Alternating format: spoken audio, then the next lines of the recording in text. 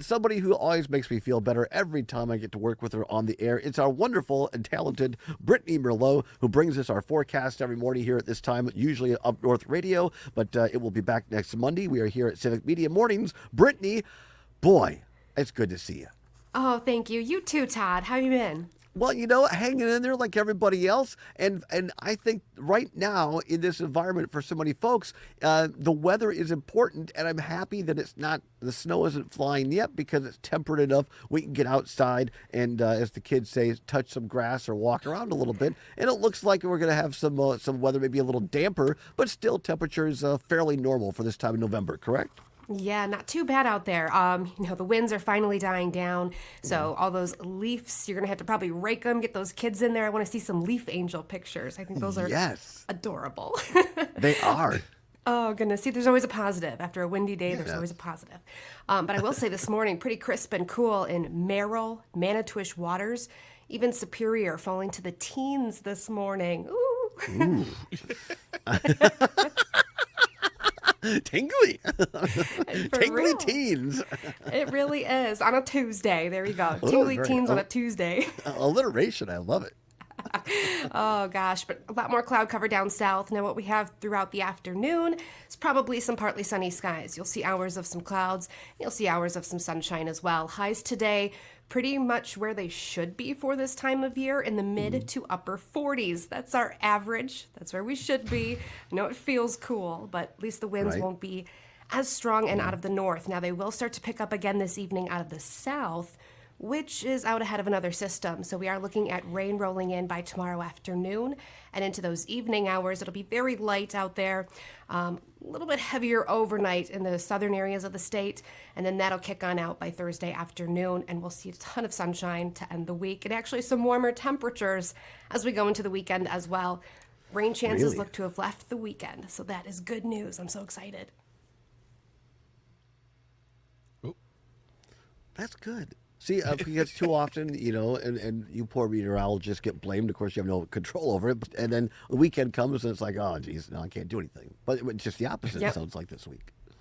Well, very good. That's fantastic. I'm not going to see you again because, I hope I will at some point, but not this week.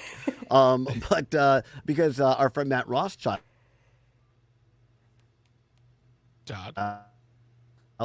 Going to be here, and then Luke Mathers will be here on Friday. But do you have any? Yes, is it really? Does it cut out when I pick? He must be in Hayward. Yeah. Where is he? Hayward? He's in Madison. He's in Madison. HQ. I thought for sure he's in the sticks in the Northwoods. Okay. Well, I'm sad. I'll say goodbye, Todd, if you can hear me. There's Todd. There's Todd. Well, before you go, Brittney, I want to bring up Rob from Tigerton. Who says, "Good morning from Tigerton. It's cloudy and frosty." Yeah. No, I'm only no. I'm only at. There we go. Okay. It's cloudy and frosty. It sounds like my last date.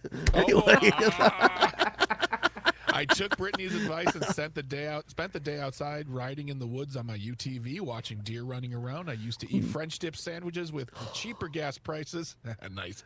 I have to get my beast Chevy three-quarters ton pickup filled with gas, and you got me hungry for French dip sandwiches. So, Todd, I love a French dip sandwich. That's Rob from Tigerton. Thank you much. Thank for you, your Rob. daily update. The daily update from from Rob Daily from Tigerton. That's fantastic. Brittney, do you like a good French dip? Oh, absolutely. I mean, there's this one place in Brule, Wisconsin is my favorite. I used to take the snowmobile out there. It didn't matter how cold it was. I would take it, go get that French dip, and come back. That was my goal. For those who didn't listen last hour, and where the heck were you? But no, it's National French Dip Day today. Ooh. So to celebrate, go to your, and oftentimes, which I find, you can kind of get the higher end French dip like at an American sit down restaurant, or sometimes your local bar and grill. They'll sometimes have a very good French dip sandwich. Absolutely, that's where I'm headed. I have a question for Brittany before you go. I know you got weathering to do, but it's National Pizza with the Works, but for anchovies, which is a very long title for any day of the year. It is. How do you feel about pizza with the works? And when you say the works, everything, is it too much Is it too much for you? For me personally, it's a little bit too much. I'm kind of picky. And when it comes to anchovies, no. Okay. We're with you. We're with you. Greg and I are not like, full pizza kind of guys. Yeah. Greg said it best last hour. Like, you have to have a couple, 3 ingredients that complement one another. That's the key. Absolutely. I'm a sausage, black olive, and if I can put some mushrooms on there, I'm perfect. Oh, nice. Nice. I see in Southwest Wisconsin, I think it's a thing down there that ground beef and green olives. Ooh. And Okay, I'm cheese. gonna try it. Greg's like, ugh, no. See, I'm more of a green olive guy than a black olive guy. Yeah. I don't know why. It's just that little bit of a. It's not really tart, but I'm not sure what flavor you would say. Maybe it's salty. I don't know. Is it sweet or salty? I'd go with that. Greg, green olive or black olive? Now we have to know. Black olives every time. Every time. All Black right. olives. Todd, you're cracking me up. He's By the rolling way, back in his chair. Did you see? And not to plug my own show, but what the hell? I'm going to do it anyway. Yesterday we did a What's Worse segment, and we did because Babcock Hall down here, the University of Wisconsin-Madison, they mislabeled ice cream. So they put on what was orange chocolate chip custard, my personal favorite, they labeled it as peanut butter. And they said, this is terrible because people with allergies might get sick of eggs. Yeah. So they had to relabel. Meanwhile, Mattel put a bad label on dolls for the new Wicked show that sent kids to a porn site instead of to a Wicked site for the movie. So what was worse, the mislabeling of Babcock Hall ice cream or the mislabeling of Mattel dolls that sent kids to a porn site? Ooh. I ask you, Brittney Merlot. Oh goodness. The dolls. All right, Greg. I'm gonna say the ice cream simply because you're dealing with someone's health. Someone could have a major reaction to the ice cream.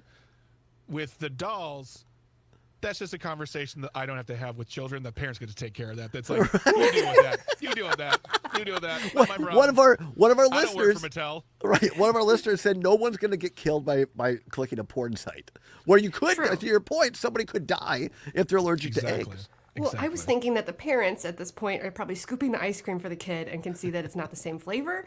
Maybe they weren't looking at a link or where the website was going. So that's where my head was. But hey. Well, I'm very excited for today's show. Aaron Zommers was going to research this and find out what it all meant. So I'm very excited.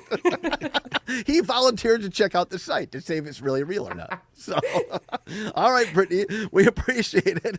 Things are temperature cool on the outside, but it's hot here at Civic Media Mornings. Sure is. Thank you, Todd. You're the best. Thank you, Brittney. We appreciate you.